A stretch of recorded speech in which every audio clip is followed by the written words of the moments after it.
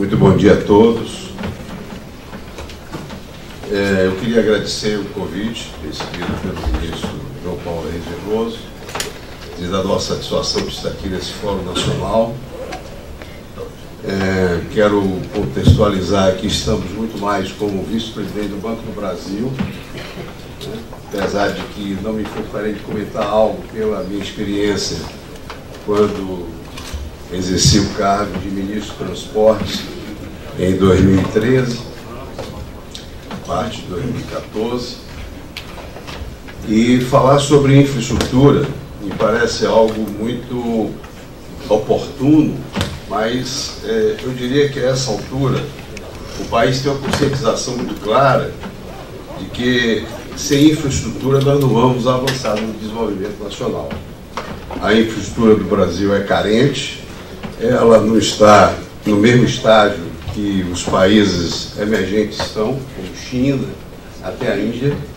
O Brasil hoje tem uma posição de 20º lugar no ranking global de infraestrutura, e a redução do custo de transporte é essencial para a competitividade. Eu pediria a primeira lâmina.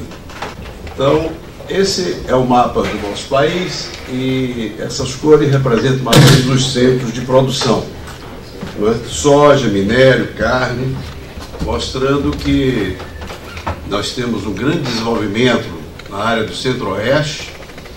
Essa parte azul é a parte industrializada do país, na franja litorânea, e é preciso se dar uma logística de escoamento rápido, porque a agricultura brasileira é extremamente dinâmica, tem batido recordes em cima de recordes de produção, e precisa escoar essa produção de forma rápida, eficiente, para diminuir os custos e ter competitividade internacional. Então, todo esse escoamento se dá principalmente pelo Porto de Santos, mas é preciso que outras possibilidades existam, e essas estão todas em andamento. Uma delas é pela Norte-Sul, que está praticamente pronta, ligando o porto de Itaqui até o Porto de Santos, na bitola de 1060, e também você saindo pela Calha Norte, que é a nova saída da BR-163 até o Porto de Miritituba. Aí a soja vai para a barcaça de 40 mil toneladas e chega ao porto em Belém do Pará, de Vila do Conde. E aí sai a altura do Equador para todo o mundo, né? Atravessando para a Ásia, pelo Canal de Panamá, alargado recentemente. Então, fazer essa infraestrutura é o grande desafio do país, em todas as áreas, principalmente nas rodovias, que ainda é uma matriz muito importante de transporte do Brasil, e nós temos que fazer com que as rodovias brasileiras, que atravessam o país de norte a sul, leste a oeste, nas nossas BRs, possam ser paulatinamente duplicadas, porque elas existem, mas em pista simples, e em pista simples não dá o escoamento necessário, nem o custo necessário para o escoamento da safra. Então, a grande necessidade é duplicar as rodovias, é fazer com que ferrovias voltem a ter um papel importante no Brasil. O Brasil teve 30 mil quilômetros de ferrovias, era uma potência ferroviária, até a década de 70. Depois ela deixou de ser. Houve um movimento de concessões ou privatizações da malha ferroviária, a meu ver, equivocado, que foi passado para o setor privado, mas sem exigências de investimentos novos. E com isso a malha foi deteriorada, de 30 mil quilômetros de ferrovia, passando para 12 mil quilômetros do ponto de vista economicamente viável. Então, voltar a investir em ferrovias. Com relação aos nossos aeroportos, já tivemos exemplos de sucesso na parte de concessões. Aí está Guarulhos, está o aeroporto de Brasília, o próprio aeroporto de Belo Horizonte, Confins, que mostram que as concessões estão dando resultado, e há projeto, que os senhores vão ver aqui adiante, do governo, de novas concessões de aeroportos.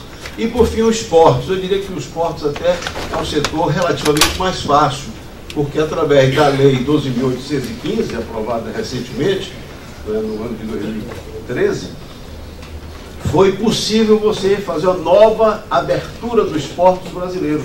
Então hoje você pode investir sem precisar estar em porto público, fazer um terminal de uso privado, o chamado TUP, que não depende de concessão, é simplesmente uma autorização do governo, e está avançando. São mais de 40 TUPs que já foram autorizados no país. Então, a área que avança, o que nós temos que resolver são os portos públicos, que ainda tem uma série de dificuldades burocráticas e também interesses corporativos dentro desses portos públicos. Então, está esse grande desafio para que nós possamos escoar todas essas exportações, fazer o Brasil cada vez mais exportador e dar vazão à nossa corrente de comércio. Seguinte, por favor. Bom, o governo lançou em 2012 o chamado PIO 1, primeiro PIO, em 2012. Eu tive a satisfação de fazer parte da viabilização de concessões, principalmente concessões rodoviárias. E para os senhores terem uma ideia, o Brasil tem hoje 10 mil quilômetros de rodovias concessionadas.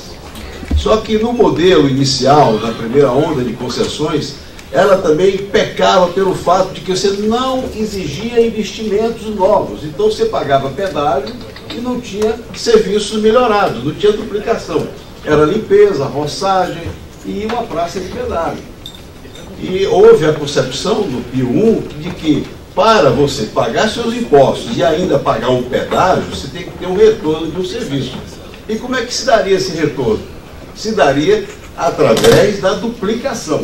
Por isso, no PIO 1 foi feita uma modelagem onde seria necessário, para você cobrar pedágio, ter 10% do total duplicado. 10%. E que a duplicação devia se efetivar em 5 anos. E aí, só em 2013, nós fizemos 6 leilões, e desses 6 leilões são 5 mil quilômetros. Ou seja, o Brasil tem 10 mil, e 5 mil foram feitos em 2013, que estão em pleno andamento essas concessões.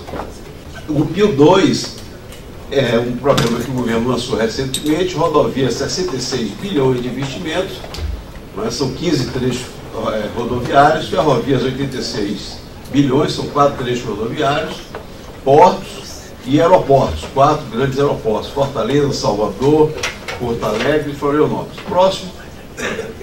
Bom, foram promovidas mudanças importantes para elevar a atratividade dos projetos do setor privado. Elevação da TI, o OC, das modelagens oficiais, em 2% percentuais, 2% pontos percentuais, de 7,2 saiu para 9,2. Redução da quilometragem média por trecho de 812 km para 463, porque o CAPEX ficou muito alto no PIO 1, são 863. Está aqui em Castanheira que a CCR tem um trecho, também Paulo Cezena que tem outro trecho da BR-163, cada um de 800 km. Então foi reduzido para 400. Novos investimentos em concessões existentes, que as atuais concessões não tinham investimento. Vou dar um grande exemplo que os senhores conhecem. Serra das Araras. Não pode continuar esse gargalo. Então nós estamos, através da CCR, fazendo novos investimentos numa concessão existente para tirar um gargalo que não estava previsto no plano inicial. Inexistência de obra pública, pós assinatura da concessão, então nós não estamos colocando o DENIT para fazer mais nada. Gente, agora eu só queria dizer ao Dr. Raul Veloso, que eu tenho estima muito grande e respeito também, o seguinte: a modicidade tarifária ela é procurada porque é claro que você não pode impor ao usuário qualquer tarifa. Se der uma tarifa de pedágio de R$20 por 100 km, inviabiliza, nenhuma empresa vai querer participar, porque vai ter quebra-quebra, revolta, etc.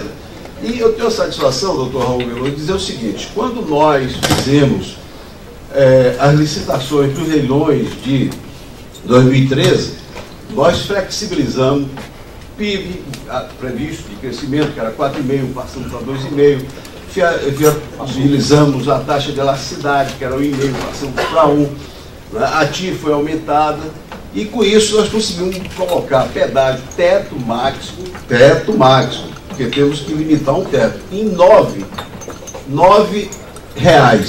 E para satisfação nossa, e aí foi uma decisão das empresas concorrentes, elas fizeram oferta com um deságio médio de 52%.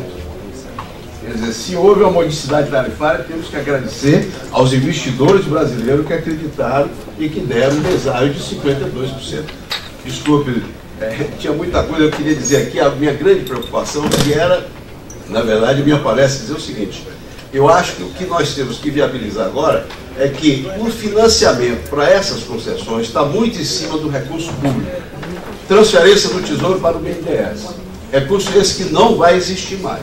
Então, a minha preocupação é exatamente o que está no centro da preocupação daqui, alta participação privada. Nós precisamos atrair os capitais privados, brasileiros e internacionais, para investir em infraestrutura do Brasil como um bom negócio. E chamar a atenção que investimento em infraestrutura não é uma questão de construtora, é uma questão de um grande negócio que são concessões rodoviárias. Desenvolver o mercado de sponsors, trazer eles de qualquer parte do mundo, fazer com que as médias e pequenas empresas brasileiras se fortaleçam para que participem do processo das concessões. Deixarei outras intervenções mais adiante, intensificar o entendimento das necessidades dos agentes e promover ajustes microeconômicos. O Banco do Brasil está abraçado com o governo para dar todo o apoio necessário. O Ministério do Planejamento está desenvolvendo esses trabalhos, então nós temos condições de apoiar todo o setor. Estamos preparados para isso, seja assessoria pré-leilão, seja project finance, sindicalização, financiamento de longo prazo, fundo de investimento e participações e mercado de capitais em renda fixa e variável, que é para, como instituição financeira da ISAB. Muito obrigado, desculpe, presidente.